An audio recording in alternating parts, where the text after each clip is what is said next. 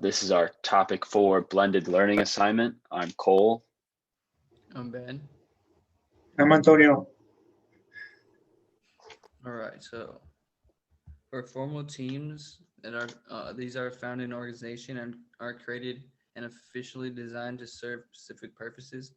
Formal groups are groups that emerge and coexist as a shadow for formal structure and without any really assignment or official endorsement.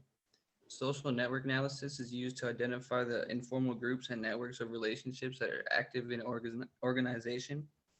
Cross-functional teams consist of people brought together from different functional departments or work units to achieve more horizontal integration.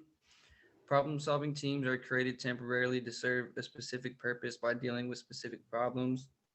And problem functional silos is when members of functional units stay focused on internal matters and minimize their interactions and cooperations with other functions.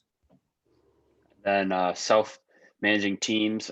These are small teams, usually like 5 to 15 people, which are empowered to make decisions needed to manage themselves from a day-to-day basis.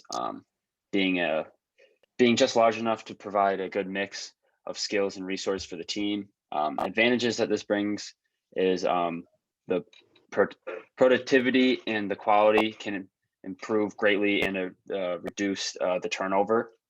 Disadvantage is that transitioning to this type of team can be hard for some team members because it's hard for them to adjust to the self-managing responsibilities.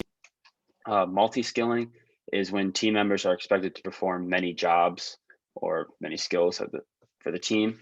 Our virtual teams, these are teams that obviously meet virtually rather than face-to-face, and there's disadvantages and advantages. Advantages are like people from different locations can all meet together, as well as it's often obviously cost-effective and time-efficient.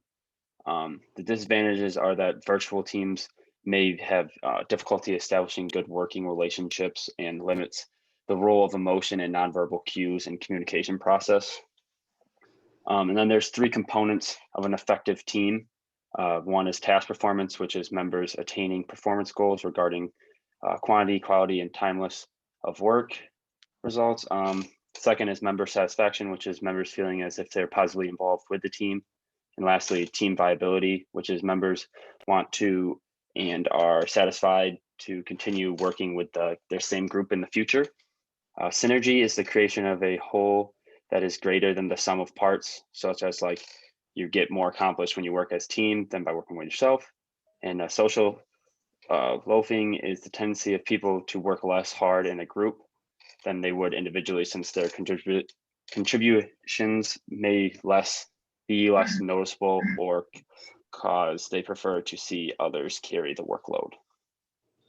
And then social facilitation theory is the tendency for one's behavior to be influenced by the presence of others in a group or social setting. We got 5 stages of team development. Forming is getting to know one another. Storming is dealing with tension and defining group tasks. Norming is developing relationships and working together. Forming is maturing in relationships and task performance. Adjourning is disbanding and celebrating accomplishments. The T equation is the quality of inputs, so that equals to X, and it's the process gain minus the process losses. FIRO theory is it identifies differences in how people relate to one another in groups. Individual differences can be determined the needs to express and receive feelings of inclusion, control, and affection. The diversity consensus dilemma is the tendency for diversity, making it harder for team members to work together. Even though diversity itself expands the skills and perspectiveness, that is available for problem solving, but if there's a dilemma, then it usually makes it harder for one to work with another. That's our topic for blended learning assignment.